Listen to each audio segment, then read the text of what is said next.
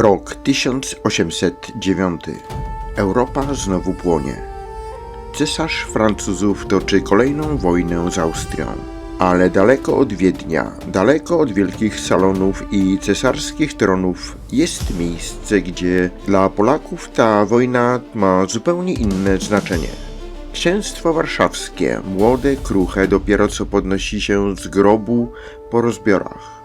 Państwo, które dla jednych było nadzieją, a dla innych tylko napoleońskim eksperymentem. Austria rusza pierwsza.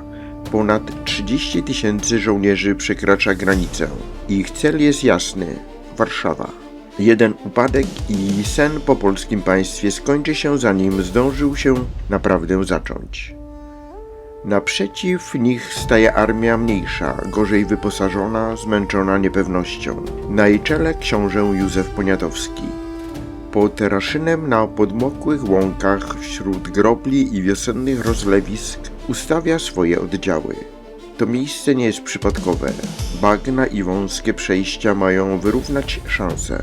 19 kwietnia 1809 roku huk armat rozbiera ciszę mazowieckiej wioski. Piechota grzęźnie w błocie, kawaleria szuka przejść między wodą a ogniem. Mosty płoną, grobla staje się linią życia i śmierci. To nie jest bitwa o jedno pole, to jest bitwa o czas, o możliwość dalszej walki. O to, by Warszawa nie padła bez oporu.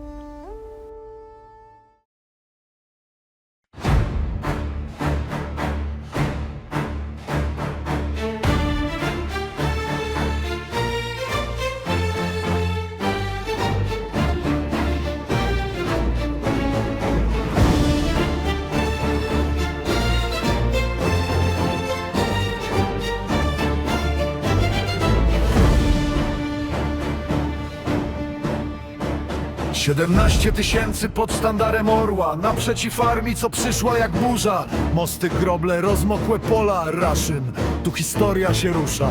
Nie mamy liczby, mamy wolę, nie mamy imperium, mamy honor.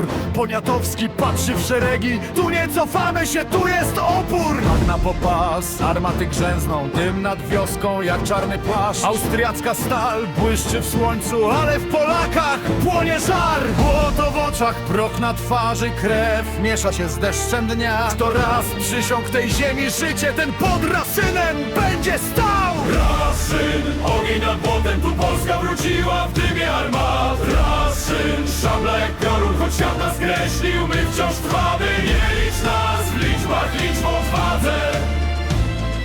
Nie bierz nas mapą ani łzami, bo pod Raszynem w 1809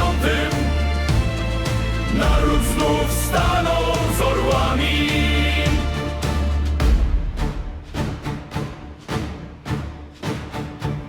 Artyleria bije w groble i drogi, piechota idzie przez wodę jak cień.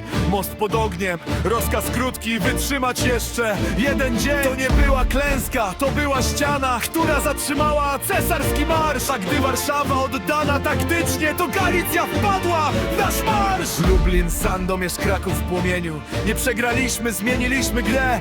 Austria przyszła po łatwe zwycięstwo, a wyszła z cieniem na własnym tle. Raszyn, ogień nad błotem, tu Polska wróciła w dymie armat. Raszyn, szabla jak piorun, choć świat nas skreślił, my wciąż trwamy. Nie licz nas w liczbach, licz w odwadze.